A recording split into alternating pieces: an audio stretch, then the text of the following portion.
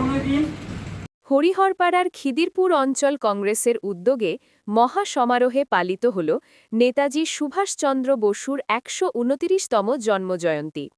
খিদিরপুর অঞ্চল কংগ্রেসের সভাপতি হাসানুল ইসলাম সহ কয়েকশো কংগ্রেস কর্মী ও সমর্থক এই কর্মসূচিতে অংশগ্রহণ করেন।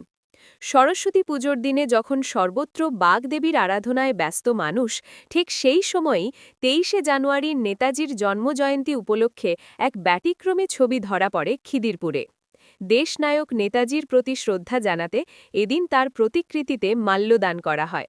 অনুষ্ঠানে উপস্থিত নেতৃবৃন্দ নেতাজির সংগ্রামী জীবন, দেশপ্রেম, আদর্শ ও স্বাধীনতা সংগ্রামে তার অবিস্মরণীয় ভূমিকার কথা তুলে ধরেন। বক্তারা বলেন, নেতাজির আদর্শ আজও যুব সমাজের কাছে প্রাসঙ্গিক ও অনুপ্রেরণার উৎস। এদিন নেতাজির অন্তর্ধান রহস্য নিয়েও আলোচনা হয়।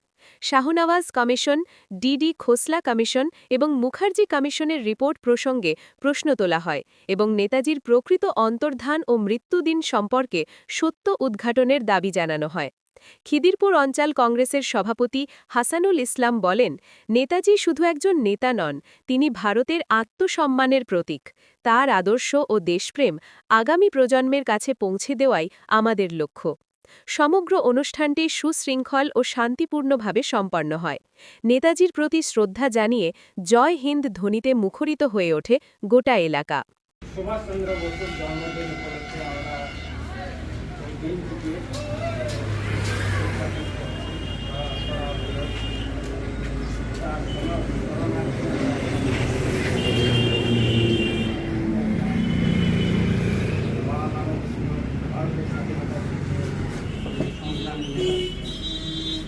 প্রবল সংগ্রামীরা যার সাহায্যে ভারতবর্ষের স্বাধীন হয়েছিল এই দিনটিকে স্মরণ রেখে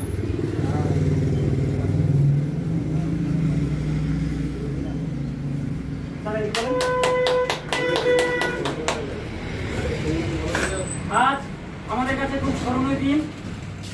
নেতাজি সুভাষচন্দ্র বোস 1897 সালে 23শে জানুয়ারি জন্মগ্রহণ করেন উড়িষ্যার কটক শহরে।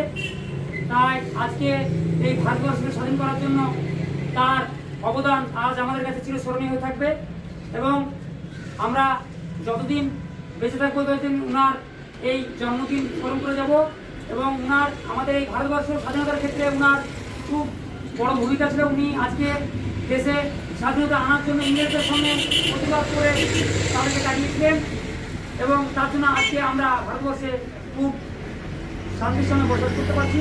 এই বলে আমার বক্তব্য শেষ করলাম। জয় হিন্দ, জয় হিন্দ, বন্দে মাতরম।